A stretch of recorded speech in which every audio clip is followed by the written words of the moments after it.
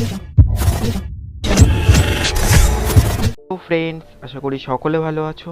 তো আজকের ভিডিওটা হলো প্রিজমা 3D অ্যাপে কোনো 3D মডেলের তোমরা প্রিসেস্ট কীভাবে ক্রিয়েট করবে এবং প্রিসেস্ট ক্রিয়েট করার সময় যে প্রবলেমগুলো হয় সেগুলো তোমরা কীভাবে সলভ করবে, ক্রিয়েট হতে চায় না। ওকে, তো সেগুলোকে তোমরা কীভাবে সলভ করবে, তো চলো ভিডিওটি শুরু করা যাক।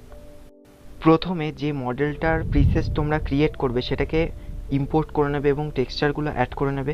তো তারপর 3 লাইনে ট্যাপ করে এটাকে সেভ করে নেবে।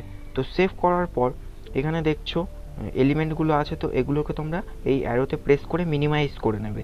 ওকে, তো মিনিমাইজ করার পর এই লাইটিং কার যে অপশানটা আছে এটাকে তোমরা প্রেস করে হোল্ড করে রাখবে, মানে ধরে রাখবে আর কি। তো ধরে রাখার পর এটাকে তোমরা ড্র্যাগ করে ধরে এই কিউবের উপর ছেড়ে দেবে। তো কিউবের উপর ছেড়ে দিলে দেখবে এটা হবে না।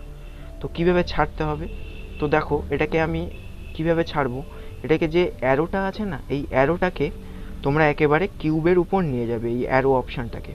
তো এটাকে নিয়ে যাওয়ার পর তখন এটাকে ছেড়ে দেবে। তো তাহলেই দেখবে এটা অ্যাড হবে, কখনো মিস হবে না। ওই অ্যারোটাকেই তোমরা সবসময় এই কিউবের উপর ছেড়ে দেবে, তো কখনোই দেখবে এটা মিস হবে না। ওকে, তো দেখবে এটা অ্যাড হয়ে গেছে। তো কিউবে ট্যাপ করবে, ট্যাপ করলে এখানে দেখাবে দেখো লাইটিং কার। ওকে, তো এই অপশানটা অ্যাড হয়ে গেছে প্রিসেস্ট। ওকে, তো এবার এটাকে তোমরা অ্যাড করবে কি করে। তো আমি হোমে চলে যাচ্ছি। তো হোমে চলে যাওয়ার পর আমি যে কোনো একটা মডেল এখানে অ্যাড করে নিচ্ছি। তো অ্যাড করে নেওয়ার পর আমি এখানে এটাকে অ্যাড করব। তো এখানে দেখছো আমাদের একটা কার অটোমেটিক্যালি এখানে অ্যাড করাই আছে।